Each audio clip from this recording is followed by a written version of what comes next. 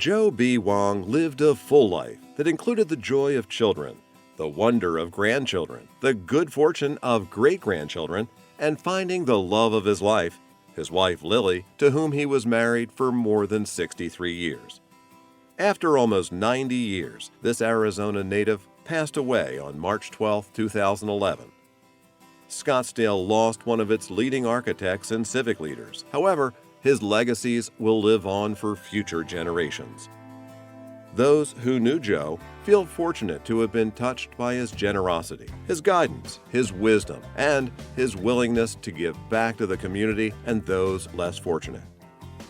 Born in Clifton, Arizona in 1921, Joe never was one to shy away from hard work. He helped his mother, who was faced with raising him and his 7 siblings on her own. Those early years allowed Joe to realize that his pursuit of education would be the vehicle to help his family and those who he befriended. After successfully completing his studies at the University of California, Berkeley, Joe began his long and illustrious career as an architect. After serving in the U.S. Army during World War II, converting luxury liners into cargo and troop ships, and 5 years as an architect in California, he moved to Scottsdale from Palo Alto, California, with his wife Lily and 2 children, Jeffrey and Judy. Also making the move was a close friend whom he had worked with in San Jose, California, Bill Hall. They established an architectural firm named Wong and Hall. They saw the potential of growth and development in Scottsdale. In 1952, at that time, the population was about 2,500 people, and today it's over 200,000. After a couple of years, Bill Hall decided to move back to California. That was when Wong Associates was established. During his many years as the head of Wong Associates, Joe became licensed in California, Arizona, and Nevada. He designed more than 550 beautiful private homes, offices, schools, and other projects. Some as well known as the Carefree Sundial, Carefree Inn, Hopi School, additions to the Valley Ho and the Camelback Inn, Scottsdale Boys Club, El Dorado Park Community Center, and the Stagebrush Theater, the oldest nonprofit theater in the Valley.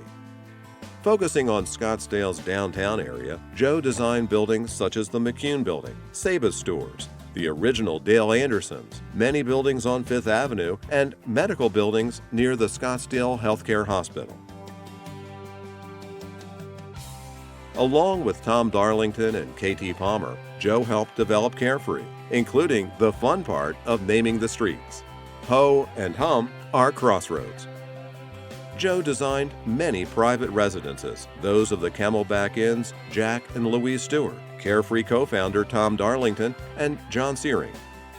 While he could have simply enjoyed the rewards of such successful projects in the local community, Joe reached out to the Native American White Mountain Apaches tribe and Salt River Pima Maricopa Indian community, as well as many others across his beloved Arizona, where he designed and built housing for those communities.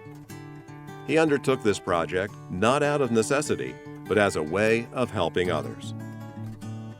His willingness to give back to his own community, Joe volunteered for many years on the Architectural Advisory Committee at ASU, as well as Scottsdale's Design Review Committee, Building Advisory Board, and Advisory Board of Appeals. Other additional boards include Scottsdale Boys and Girls Club, Scottsdale Library, and the Phoenix YMCA General Program.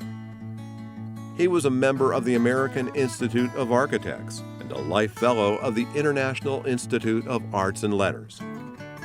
Being on all these committees resulted in having a lasting effect on Scottsdale, such as the streetlight poles are light color to blend in with the sky, and he was the force behind the height limitations within the downtown, so you could see the beauty of its natural surroundings. He loved the mountains and the beauty of the desert. In addition to his professional endeavors, in 1961, he became a member of the newly formed Scottsdale Charros, thus becoming a lifer, then a special activity organization of the Scottsdale Chamber of Commerce, created to promote special events in the city of Scottsdale. Then, as now, the Scottsdale Charros is made up of 40 civic and business leaders in Scottsdale who each make a commitment to serve the group and the community. Joe loved to go on the famous Charro Trail rides to see beautiful Arizona.